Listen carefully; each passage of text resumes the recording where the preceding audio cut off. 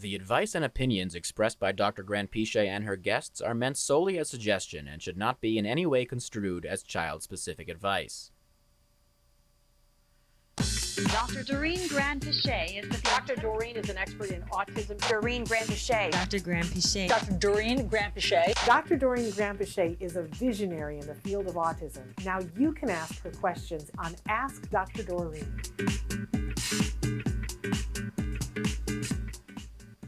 Good morning and happy holidays to everybody. Welcome to the show. I'm Shannon Penrod and I'm here with the fabulous Dr. Doreen Granpeesheh. Good morning.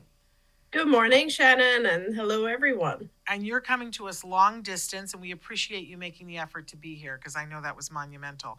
But we're thrilled. Thank you. We're thrilled that you're here.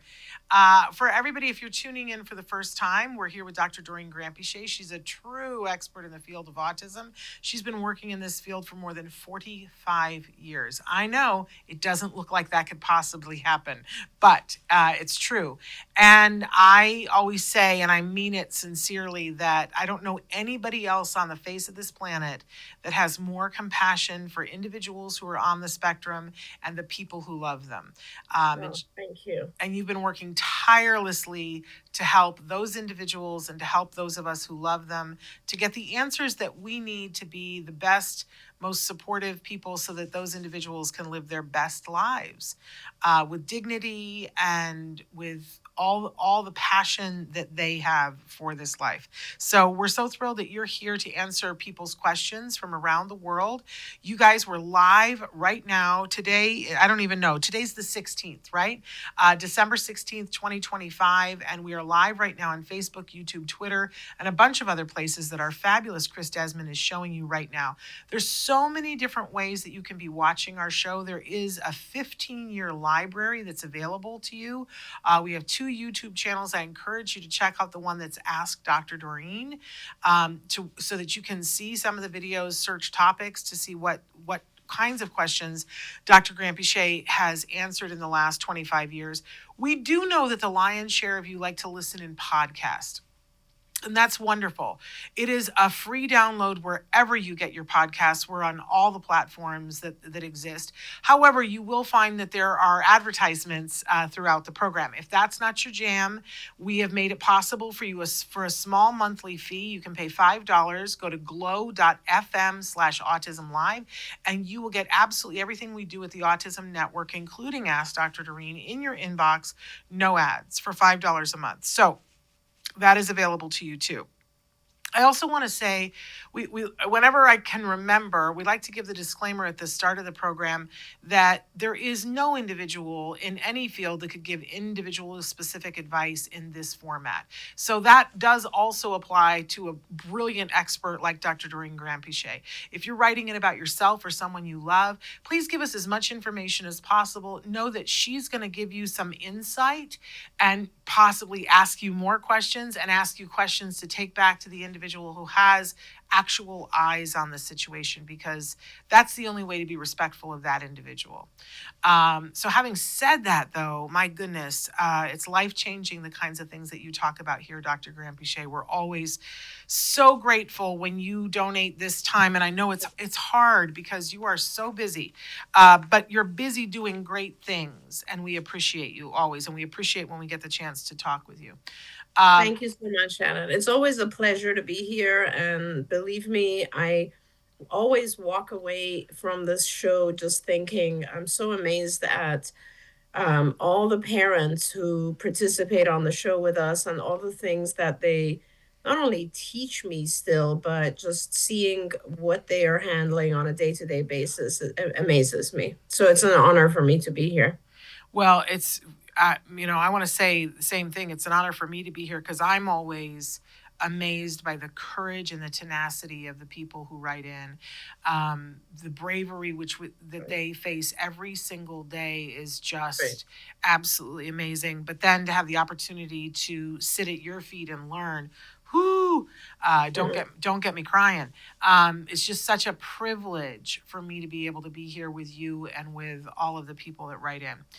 So before I get too emotional, we want to save that, right? Our topic that we were asked to cover today is treating both ends of the spectrum.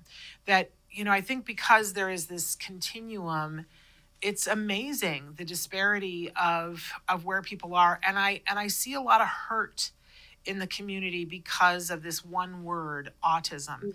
That we hear people saying, my nobody talks about my child. In fact, we have a question that starts that way, because their child is so impacted, and that so much of what they hear, they're concerned about, does it apply to them? But then there's the opposite end too. We used to always use the term high functioning, right? Until people said, that's kind of a little bit confusing, because you could be high functioning at making an omelet, but you can't balance your checkbook, right? Like, everybody in life has some things that they're good at and other things that they're not. And that when we say high functioning for autism, people assume, oh, they have superpowers and they can do everything, which, they cannot. And they need support too in varying, it's that thing about the invisible disability. So anyway, we've got a bunch of questions, but anything you want to talk about before I get into questions, or do you want to start with questions? No, I mean, I could go on and on about this topic. I have lots and lots of different thoughts about the spectrum, the fact that it's such a wide spectrum. But let's get into the questions. I'm sure my thoughts will come through. There we go. First question. My child has the type of autism that no one talks about. Honestly, I don't even see you guys talk about it. Well, we're talking about it now. My son will never talk. He is my sweet, special soul, but he is pure need. I know him, so most of the time I know what he wants, but not always. Sometimes he doesn't sleep for days on end. No sleep for him is no sleep for me. I am in this alone. My family doesn't live near, and they don't talk to me anymore. Any friends I used to have are no longer in my life, and my son's dad cut out even before the diagnosis. My point is, I'm not sure I can keep doing what we are doing. When I tune into your show, you talk about treatment, and I guess I want to know what it would look like for us. Would he qualify? How would it make our lives better? I hope you will be honest, because I don't have the spoons to apply and then be told that he doesn't qualify because he's too severe. Yeah. So this parent doesn't say anything about age. No. Right. So it does get harder and harder as the child ages. I want to tell you that there are a lot of others in the same boat. You're not alone.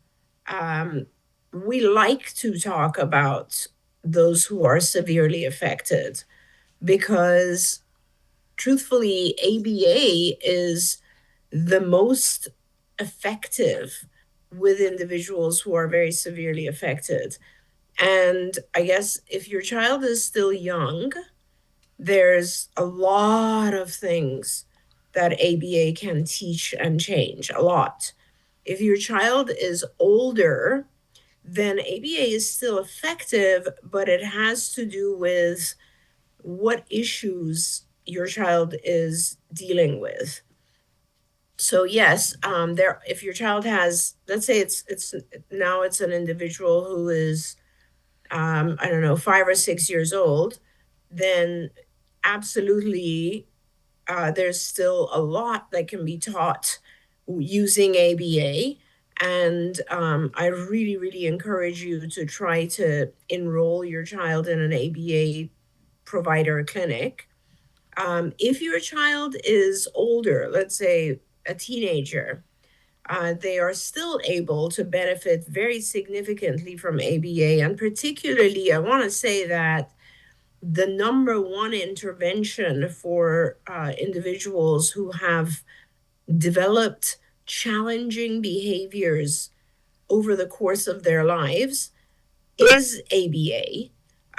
So regardless of the challenging behaviors that your child has, ABA is the way to go because it is the treatment of choice for reducing, eliminating challenging behaviors and replacing them with appropriate means of communication.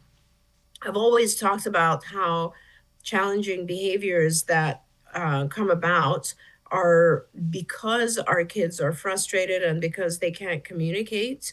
So they learn to hit and, aggress and do all those types of things because they can't otherwise communicate their needs. So ABA teaches the individual to communicate in much more adaptive ways, and thereby reduces or eliminates those challenging behaviors so that the individual is able to then join society and benefit from society. I will say that there are specific centers, specific providers that manage challenging behavior. Not all ABA providers do that.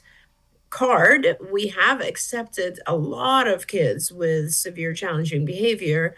We're now at a point where we've maxed out on our ability to take more teenagers or adults with severe challenging behavior. Why? Because not every behavior technician has the training that is necessary to manage individuals who have severe challenging behavior. However, there are some other centers that are focused on severe challenging behavior. And if you write into Shannon, we can try to help you find some of those. But nevertheless, I don't know enough about your child. I don't know their age. I don't know the severity of their autism. I don't know the issues that they deal with. But I will say that absolutely, no matter what, ABA teaches the individual uh, how to interact, how to express themselves, how to do functional adaptive skills, how to socialize, all sorts of things. And whether it's something as basic as teaching them how to use the bathroom to something as advanced as finding friends, it does all of it. It does all of it. And obviously, the more functional your child becomes, the more your life becomes functional and possible.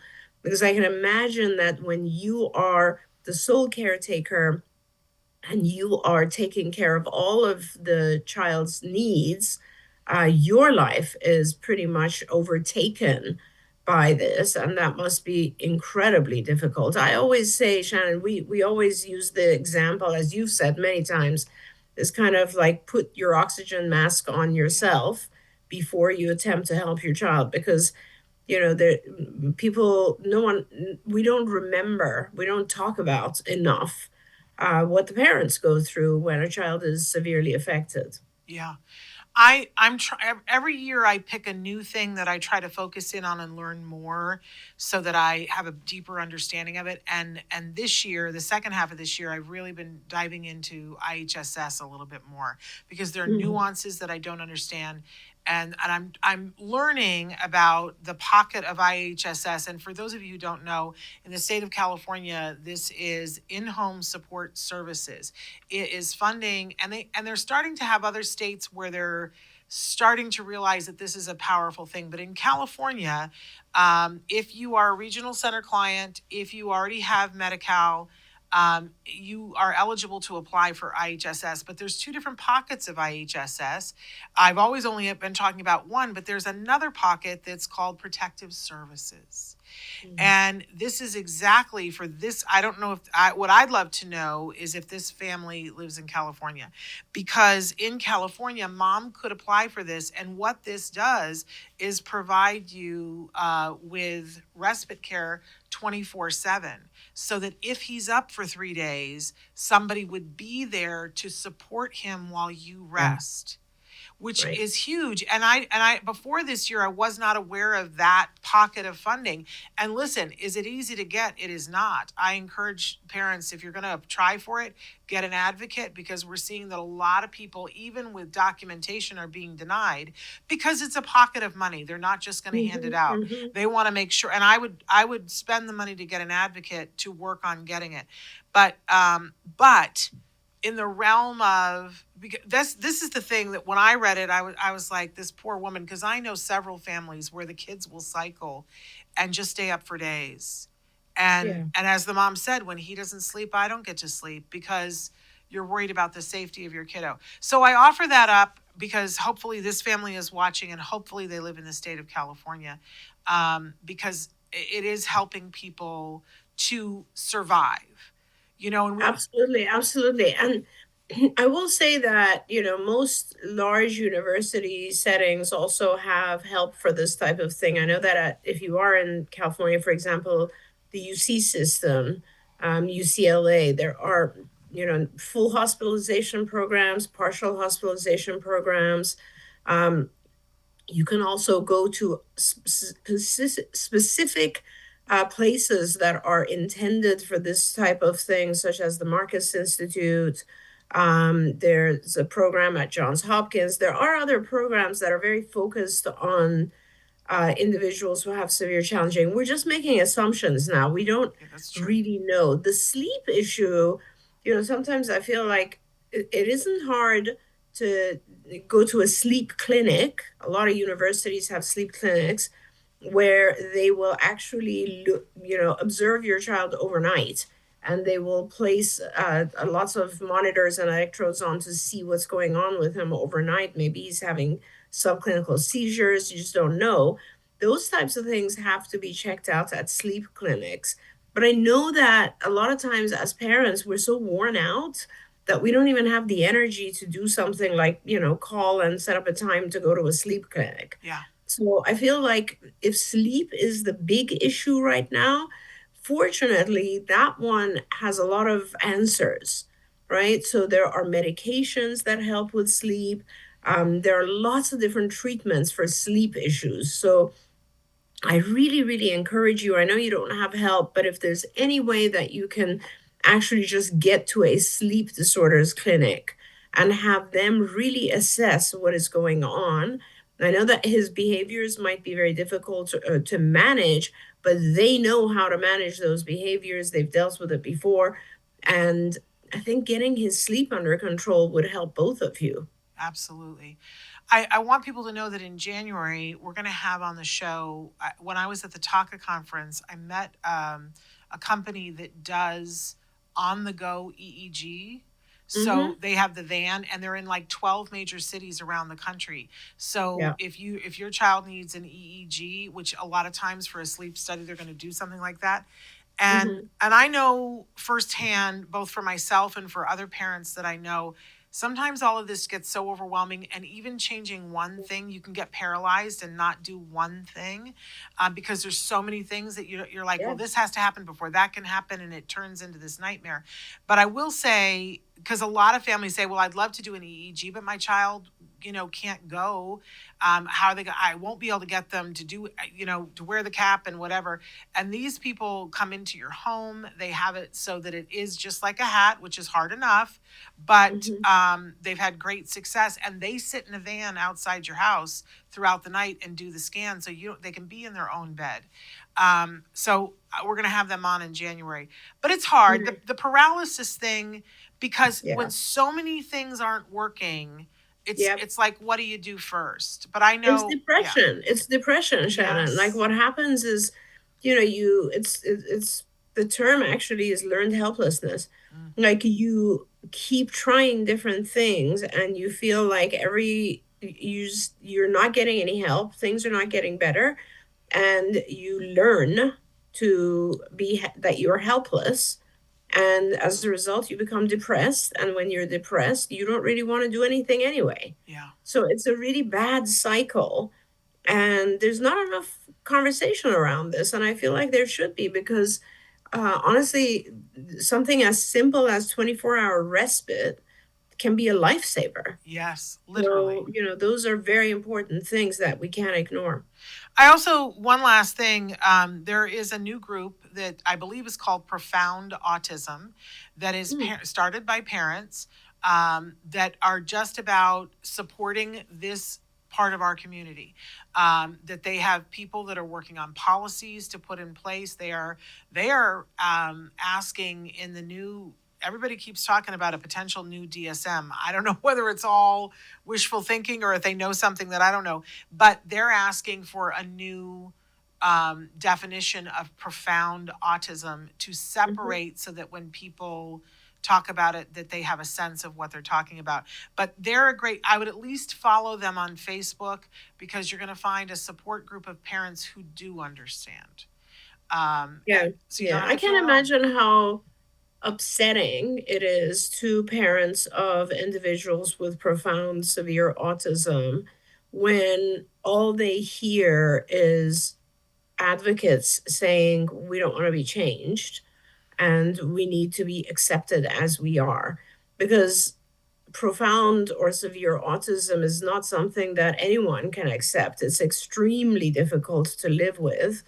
And nobody knows that better than the parent whose entire life becomes just taking care of that individual. Yeah.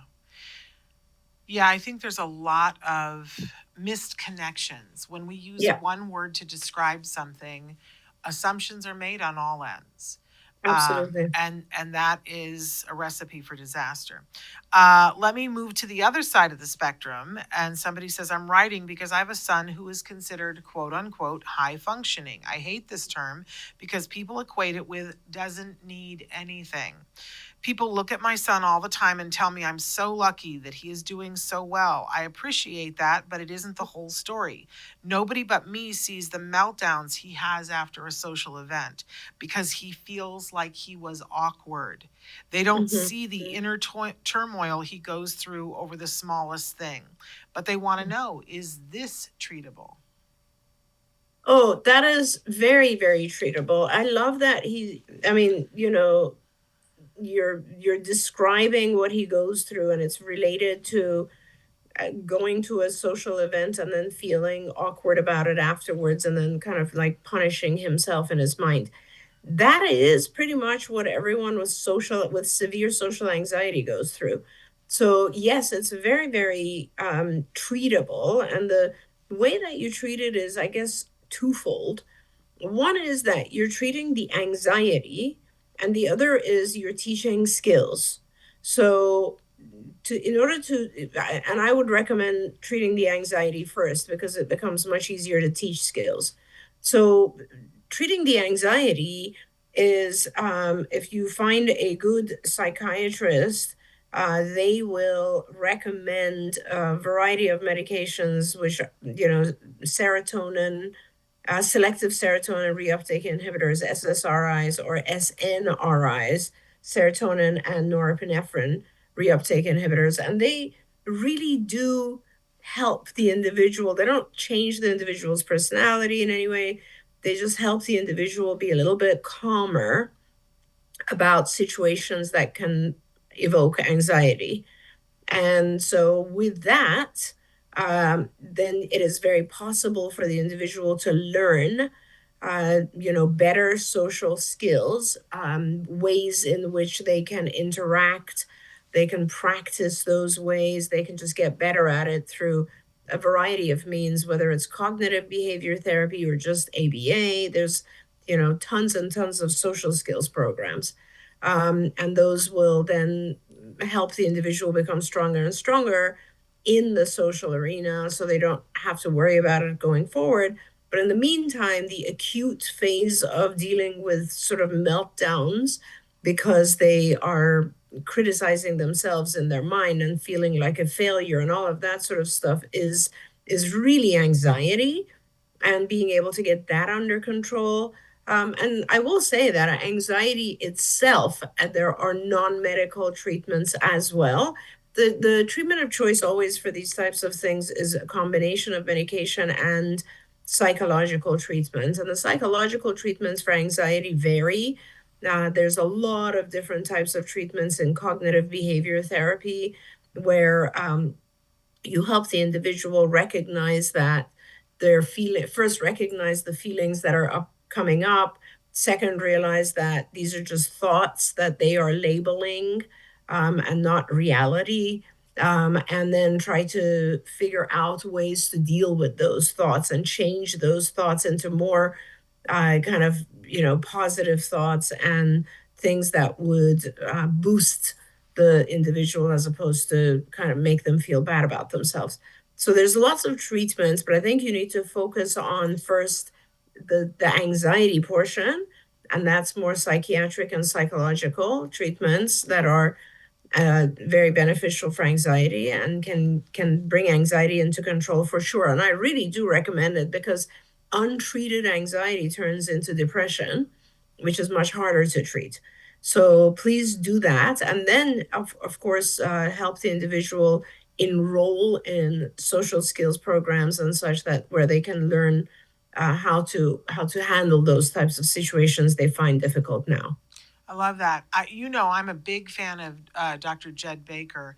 Hmm. He has a book that's called "Treating Anxiety in Children and Adults."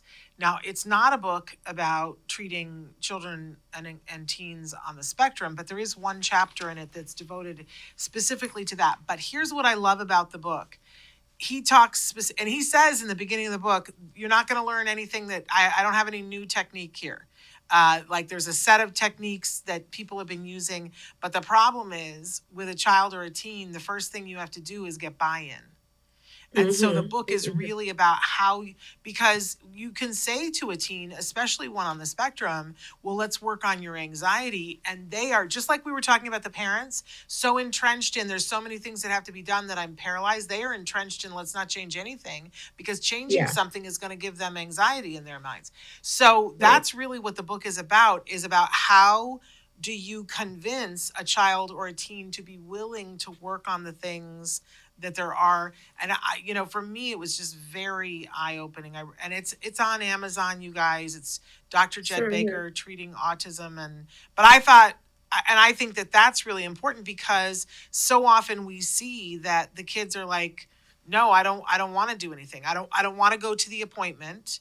I don't want to talk Hmm. to the person online. I don't want to do the social skills group. I don't want to, Yeah. because they're stuck. um Yeah. and that's Yeah. so hard. That is very, very hard. That is very, very true.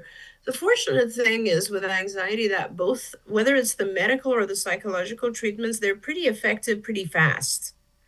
So, like the medical treatments really start to make you feel better in a couple of weeks. And the non medical treatments, you could do a breathing exercise that Yeah. would calm your anxiety within 5 minutes. And so when you do things like that, it just kind of gives proof, I guess, to the individual that this is something you should do. This is the right path. Yeah. But yeah, it's something I hadn't thought about is if the person themselves just is so frozen that they don't want to move forward. And I feel like you are brilliant and you talk about anxiety all the time. And from time to time, we replay. You've done a couple of different shows on anxiety. And I have to be honest, I don't feel like there's anybody else at this level who talks about it the way you do, Dr. Granpeesheh. And I feel like it's one of the biggest hurdles in our community, the autism community, whether it's the parents or the kids. Hmm. I feel like, and that's the piece that I just don't feel like other people are talking about, but you do. And we do have shows if people want to go and look up. It's called The Anxiety Show, and it's part 1 and 2, and you can have Dr. Granpeesheh explain it all to you in depth about what anxiety is and what some of the different thinking. Yesterday Vince and I were talking about the fact that I was catastrophizing. that I was like, oh, I was like, this is happening and that's going to happen. And then he was like, whoa, whoa, whoa, whoa, whoa. I was like, I know I'm catastrophizing. Yes, I know. And I think the shows that we did, Shannon, are particularly good because they're very focused for individuals with autism. Yes. And because I think there's a whole different, like, we have to recognize that a person who has autism is going to be more likely to experience anxiety. And with that in mind, I will say that, a very, very large percentage of the community, everyone in society nowadays experiences anxiety. Yeah. Anxiety has increased tremendously over the past, let's say, decade, just in neurotypical people. So imagine what it is in the autism society. It's even worse, Yeah. right? Because the person with autism is also having a harder time understanding. In a lot of cases, they're having a harder time hearing or seeing because they hear and see things differently, sometimes in a very harsh way. They perceive sensory information. And then they're not always understanding what's going on around them because, social cues can be very confusing. And then, I won't even go into the fact that just something as simple as having not slept Yeah. will increase your ability, your likelihood to have anxiety. Something as simple as having discomfort in your GI tract will lead to anxiety. There's a ton of stuff that will lead to anxiety, and I think that show that we did in two parts is very focused on all the things that people on the spectrum experience, and I think it's very helpful. But that said, I am right now working on a whole series of videos for anxiety, just for people in general. Oh, So good. it's becoming a very, very common thing. Well, let us know when we can tell people where to see those, because we all need it. We will listen. We live in interesting times. We do. This weekend was certainly an indication of that, and I just want to say how heartbroken Oh, we all are by all the events of this weekend. My goodness. I had just said the other day that it was 13 years ago that my mom passed away, and my mom passed away like on a Sunday, and it took my breath away. And then the following Friday was the Newtown massacre. oh my And God. and the two things together right before Christmas, I remember saying to my husband, I don't know what to do with all of this. Like, it's Yeah, Christmas and this should be yeah, and other holidays that, right now it's Hanukkah and this should be a yeah. time of light. And yet there are all these things going on. And for me, and what my mother always taught me is do something, do one thing. My mother Mm-hmm. used to say, Mm-hmm. do something even if it's wrong. Mm-hmm. Do Mm-hmm. something. And so that was the genesis of the very next thing I heard, because I said I need to do something and I don't know what. I was like this looking around. And then I heard of the dad who had brain cancer, and they were asking people in the church to shave their head. And that was why I shaved my head the first time. It took several months, but that was I'm going to do one thing for one person. Right. And I felt that way this weekend. I was like, okay, need to do at least one thing for one person, Yeah. because that's the only way that I can get myself moving. Yeah. It's Yeah. hard. It's hard. It's awful. It's awful. You're referring to the thing that happened in Australia. Everything between the shooting at Brown, the Yeah. shooting Yeah. in Australia, the Reiner family. Oh, yeah. Oh my God, take my breath away. The whole weekend, I was like, can we put this weekend in the trash? Yeah. Um, It's been bad. it was really like boom, boom, boom, and I think a lot of people are feeling it. Mm-hmm. The grief Mm-hmm. of all of these things. It's just I think it's hard to consume. But then when you have, I know from my friends that are dealing with a whole lot of things with their kiddos on the spectrum, it's just a pile on. Yeah. Um, Yeah. yeah. But so thank you for doing videos about anxiety, because the world needs it right now, Dr. Granpeesheh. Yeah. Thank you, Shannon. Yeah, I know. I listen. I talk to a lot of folks at CARD, Yeah. and they tell me that, and I don't think it's just, I mean, not only is there a lot going on in our environment that can cause this kind of distress, but I think it also has something to do with all the toxicity in our environment. Yeah. Like, I was talking about GI distress.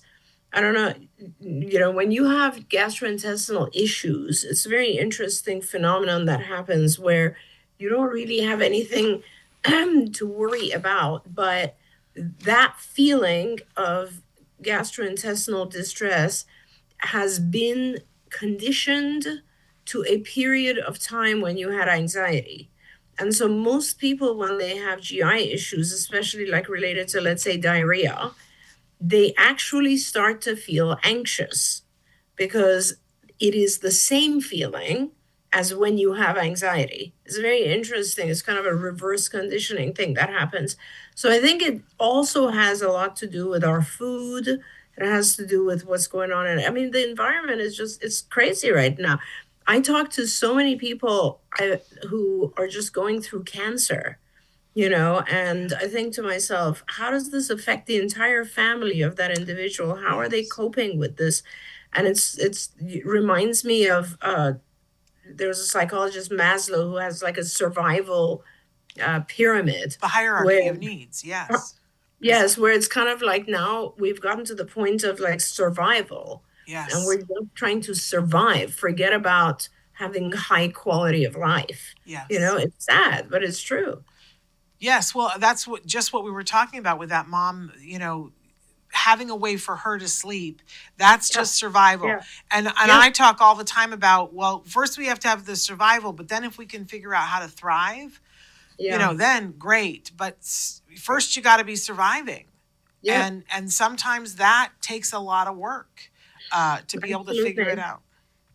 But still talking about the anxiety, I think one of the things that concerns me the most, as a card carrying member of the I Have Anxiety family, Mhm. what I'm concerned about when we have children and teens on the spectrum with high anxiety, I think the parents often are told, it's not through some thinking in their head, but they're told, well, it'll work itself out, or it'll get better, or whatever. And what I clearly heard you say, and what I know, is that it's better to treat it as soon as possible than to sort of wait and hope that it unravels itself, because that can lead to other things, depression and 100%. Absolutely. And whether it's anxiety or anything else, if there's a change in your child's behavior, you need to find out what's causing it. yeah, Period. It's that simple. And anxiety is one of those things that when it appears, don't ignore it. It can yeah, turn into depression. It can turn into obsessive compulsive disorder. It can turn into a lot of different things. It, the two I mentioned are the best possibilities. Worse things can happen. So, please, if you recognize new things, new behaviors, new issues that are going on, deal with it for yeah. sure. Yeah, it's funny because I feel that we're told so much of the time, well, that's happening because it's autism, and that's an excuse to not treat things, whether that's gastrointestinal or Yep. anxiety. Or And sleep, as a or group of sleep. people, we get lulled into this thing by well-meaning but misled professionals who have encouraged us not to do something about that. So I Absolutely. hope you hear It's the Dr. Granpeesheh. autism. Yeah. Yeah, you're totally right. It's the autism overshadowing. Like, there's no relationship at all. There's not one of the symptoms of autism to not sleep. No, It's no. not one of the symptoms of autism to have GI issues. It's just that there's a very high percentage of individuals who have both. Yes. So it doesn't mean that you don't have to treat that. You have to treat Exactly. it. In fact, if you treat those other things, those comorbidities, a lot of times the autism symptoms get better. Yeah. Yeah. So It's a weird for thing. sure, like this situation we were just talking about, where treat the anxiety, and this individual who may have difficulty socializing will definitely be open to learning more and experimenting more and attending social situations more. Yeah. And I also want to address for the parent that wrote this comment in saying, that people tell me all the time, I'm so lucky that he's doing well, but they're not seeing the whole story. And I do know a lot of families that work really hard to help their child, present their child in a good light, and they don't run around saying, yes, but we're having this difficulty, we're having this difficulty, we're having this difficulty. But you and I see that there are a lot of people that the kids are doing well, but that doesn't mean they don't need support. And Yeah, 100%. And I think this is like all the stuff that I always tell parents when they first talk about the diagnosis. The diagnosis is not I don't know how to put it. I talk to parents about this a lot. It's not a box. It's not a Yeah. box that you're putting your child in. It's a bunch of things that your child is experiencing right now. And those things are not encapsulated in a box. You can work on each of those things, those symptoms, individually. And it's almost like, if you think of it as a box, it's almost like it's not penetrable. Yeah. Whereas if you think of it as individual symptoms, you can work on each one. Does that make sense, Shannon? It totally does. I feel like it's everything that we're talking about. Instead of being paralyzed, looking at things individually and saying, empowering yourself to say, what can I teach here? What can I do here? Or How can what we is work on that one thing? Exactly. It's like, So my child doesn't, my child doesn't socialize, they don't have language, they have all the various symptoms of autism, right? And they have GI issues and they have anxiety. That's probably the most common pattern that I see. Yeah. Okay, so let's deal with the anxiety. That one seems to be a kind of one that will help all the other ones. Yeah. Let's deal with the anxiety. Let's deal with the GI stuff separately. Let's make sure the child is sleeping. And then let's pick one thing that we can teach. Like it's not this impenetrable shield that your child will now belong to for the rest of their lives. Yeah. No, you can break it up and reduce the issues. And we've seen people have great success with that. We've seen people have great success with anxiety.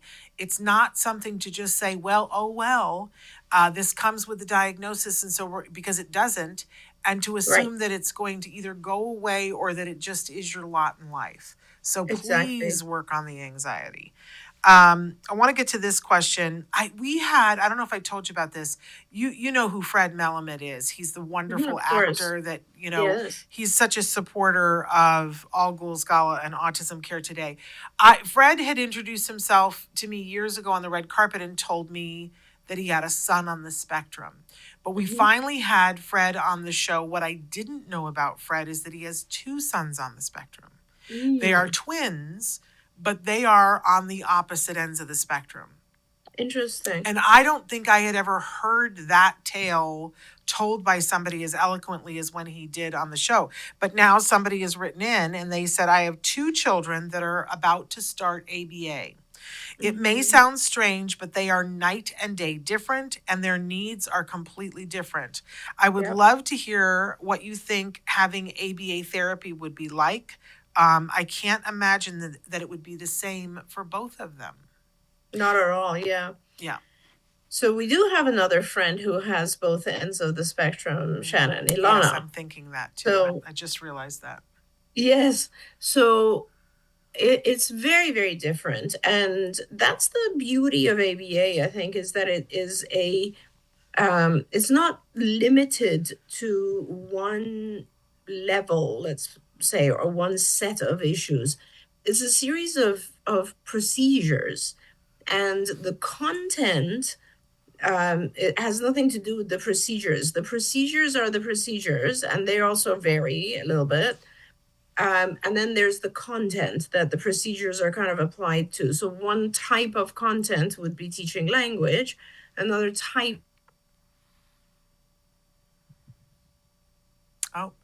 Let's say socializing, right? So these are all different types of content, but the procedures that are used are all going to be things that involve operant conditioning. So if there's an individual who's pretty severely affected, actually in every case, you're going to start with saying, what are my safety concerns? What are the things that I need to teach right away that have to do with safety? So that's first. Second is then sort of adaptive skills, I believe. So what are the things that I can teach that are very important? Like when it's a younger child, most of the time we are able to take care of some of the adaptive skills right away, like let's say potty training and so on. And then the more kind of advanced adaptive skills, like, selecting the type of jacket to wear in weather, are not as essential as, let's say, teaching communication.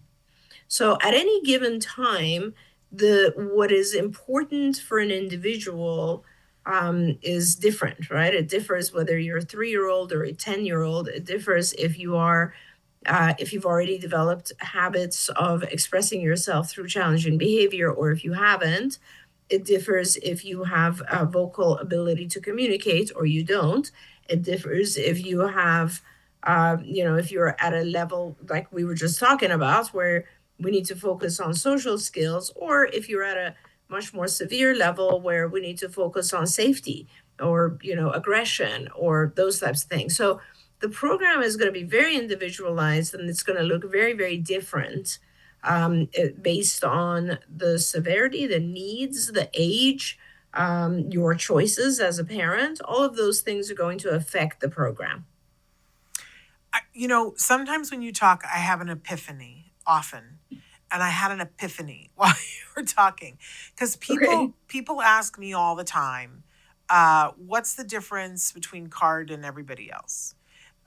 Because CARD is you have the logo behind you, and CARD is the organization that you founded, that you grew to this beautiful thing. Obviously, the backstory is that you left CARD for a couple of years, and then I still think there needs to be a movie of the week that you bought it back in the bankruptcy that it was in, and now for 2 years have been back at CARD. So I'm talking about the CARD when you're in charge, just so that people are clear about what I'm talking about.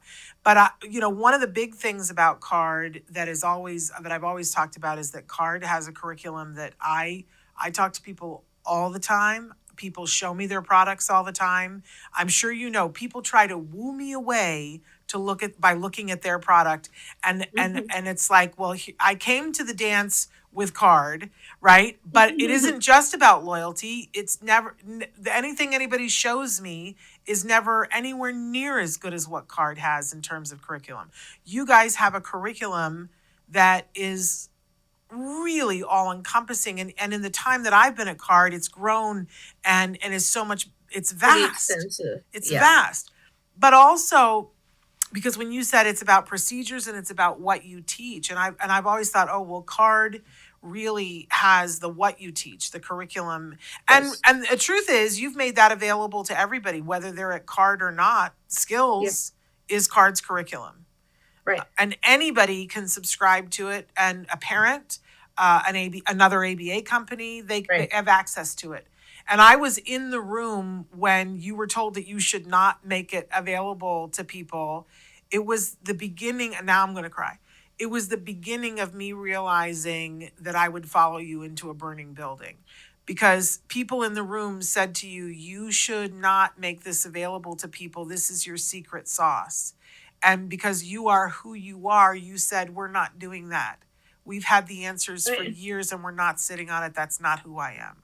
Yeah, I mean, just the thought of like, why would we build it? Why would we write it? It's for people, Yeah. it's to help. But Well, you could have actually, kept it Shannon, just a CARD, but you decided not to.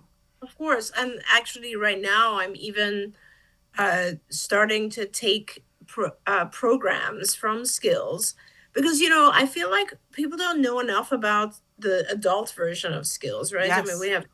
which is, we have Skills Developing, which is for younger kids, and then we have Skills for Living, which is just goes through the years. And I feel like those are very, very incredible and valuable programs in there. And I just want to publish them, Yeah. honestly, Yeah. because I always thought that having a platform online that people can access would be the way to go. But I feel like a lot of parents still like to have books. Yep.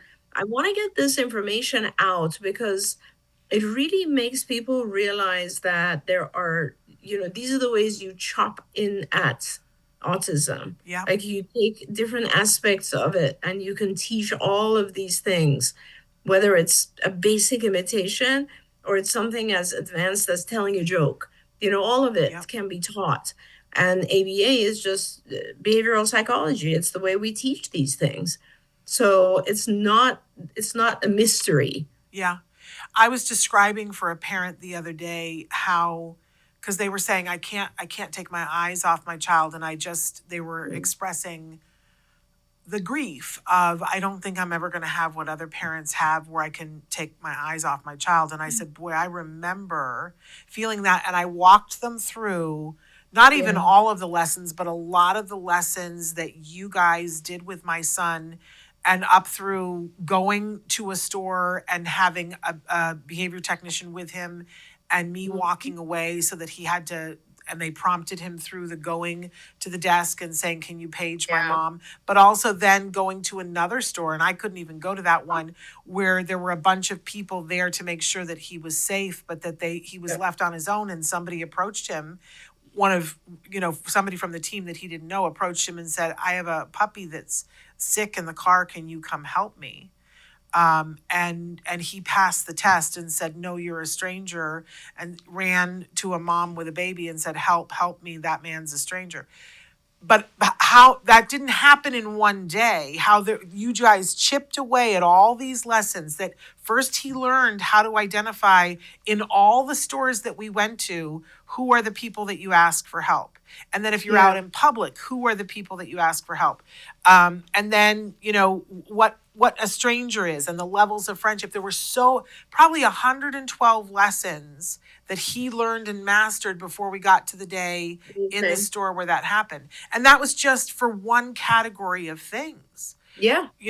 For all the other, but that you guys did, you chipped away and taught him skill by skill. You know what it always made me think about is the paper chains we used to make this time of year in grade school. That we take one piece of paper and you paste it together and then you make a paper chain. And it starts with, you start and you're like, I've got one piece of paper. We're never going to be able to decorate this room. But eventually you've got this paper chain that's held together. That's what it was like. You guys created a paper chain of skills for him so that he could lead his life. Yeah.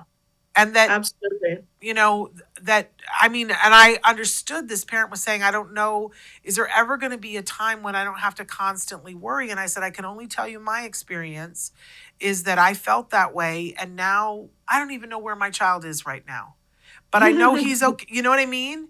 And there was a time when that was what was running in my mind constantly. And right now I could not tell you where he is, and I'm sure he's fine. And he's handling whatever he needs to handle. Such a gift.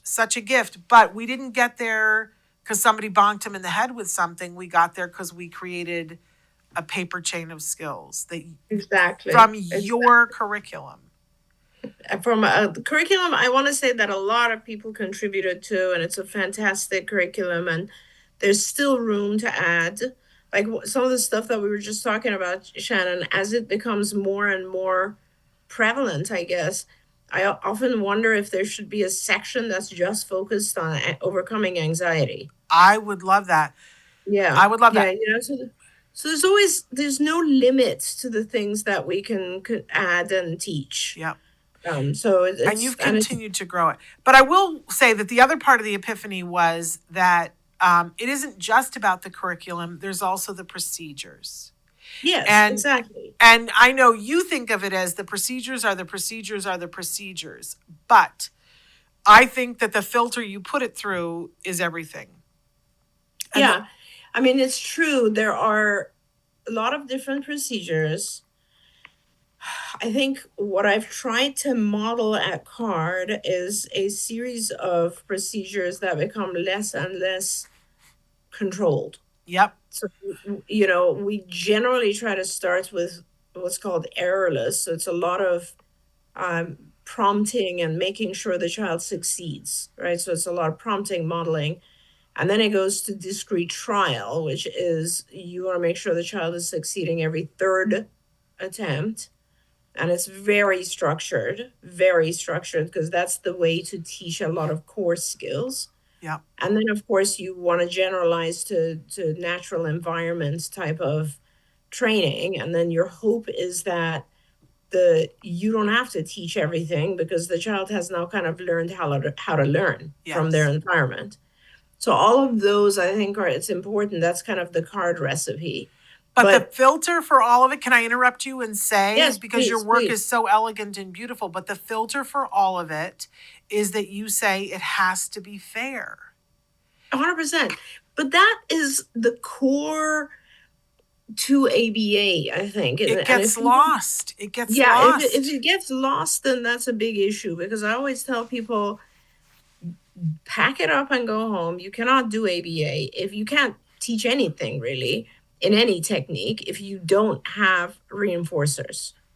Now, so it starts with the value of reinforcers. And when I say make it fair, what I'm really saying is make sure the value of the reinforcers and the demands are pretty equal. Yeah. That's what I mean. So in the beginning, when the child doesn't really know what's coming, we want to make sure the value of the reinforcers are high and the demands are low. because we want the child to get filled with reinforcers. Yep. Okay. And as they master things, it becomes this gradual process of increasing the demand and reducing the reinforcers so that they are close to what the child would normally experience in life. So Yeah. generalized reinforcers. And then they become even. But you never get to a point where the demand is higher than the reinforcer, ever, because that is when you fail. Yep. And if you think about it in real life, that's also true. Just outside of ABA, that's how it is, right? You quit a job that isn't rewarding enough. You leave a relationship that is not rewarding enough. I could give you a million examples, but there's got to be fairness as perceived by the individual. And that's important as well. People, perceive fairness differently. Some people need a lot of reinforcers, others don't. Some people have a lot of resilience so that you can place a lot of demand. All of those types of things you have to pay attention to when you're teaching an individual, and if you don't, you're just kind of not doing good ABA. Yeah. And that's very, very important. Absolutely. And it's very prevalent. I just see that a lot of ABA, and I want to be a champion for ABA always. It saved our lives. But I find that there's a nuance that people miss. That because and we get into these big conversations about consent, and I know what the heart of that is, and I appreciate the heart of that, but it just misses the mark. If you get into consent, then, how do you ask for consent to work on safely crossing the street? You're going to paralyze yourself. Whereas when you say, I've got to make it fair, there's no way to make it fair without taking the individual into consideration. Absolutely. And when you say things like, oh, I have to get the individual's consent, and meanwhile, this is an individual who really can't give consent, right, for a variety of reasons. Assent, it's not really fair. I feel like we can use that word again, because anyone, let's just put it this way, anyone who has a phobia, that's a great example. If you have a phobia, someone comes and says, I'm going to get you over this phobia, right? And you have now found a way to avoid experiencing that phobia, right? Why would you ever want to go through a treatment to overcome it? Yeah. You'll never give assent. You'll never give consent to go through steps that are going to be difficult. Why would you? Yes. Same thing with anything that is difficult, like demanding. Right? If you're very happy, just you've kind of acclimated to your life the way it is, and someone comes and says, no, I'm gonna teach you to lose 20 pounds and gain a lot of muscle, and it involves a lot of hard work every single day, and you absolutely have no motivation, you have no reinforcer at the end of it. Why would you do it? Yeah. So, I think it's funny to me when people misuse this concept of assent and consent, because any child, any neurotypical child, if you tell them, from now on, you're going to get up at 6:30 a.m. and get dressed really quickly and go to school and spend the next 8 hours in school, most kids in the beginning will say, no, I don't want to do that. Why would I do that? I have so much fun at home. They start to agree to do that for mainly two reasons, sometimes three, but they find friends, which becomes reinforcing, and they make you proud as a parent. Yeah. So those two things become reinforcing enough for any child to do what they're supposed to do. And also, some children don't really care about making you as the parent proud, but they're afraid of you getting upset if they don't do what you want. So avoidance of fear, escape, that's a reinforcer as well. So all of those are realities. So now how do we talk about it with our kids with autism, where we say, no, this individual just doesn't want to learn this right now. Yeah. When teaching this is long term, a very, very beneficial thing for them. Absolutely. We're totally out of time, but I just want to say one last thing. Part of the epiphany that I had is that there's a new product that we're going to be talking about in the new year, that because parents for a long time have not understood the procedural part, and you've got something new coming in the new year for parents to very quickly, in 3 minutes at a time, to understand what to do. And Oh yeah, very it's excited about brilliant. it. It's brilliant. So this is the difference that you're making in the world. I'm so proud to know you. Proud Oh, of thank you you. so much, What a Shannon. Thank difference you you're so much. making. I'm pointing at you, but I don't know why. Because you're Thank awesome. you. So, Thank hearts. you. Okay, we're out of time. Please go. I know you're far away and you've got things to do, so please go do that. We will see you when you get back. But thank you, thank you, thank you, thank you, Dr. Granpeesheh. Thank you so much, Shannon. It's lovely to be here with you. All right, you take care. And just saying to everybody, we're back tomorrow. We're going to be talking as our last show about toys. So make sure that you tune in tomorrow for our last show about toys. Until then, give your kiddos a hug from me and one for you too. Bye-bye for now. Bye, everyone. Don't forget, you can watch Ask Dr. Doreen live every Tuesday morning at 10 a.m. Pacific time. We hope to see you there.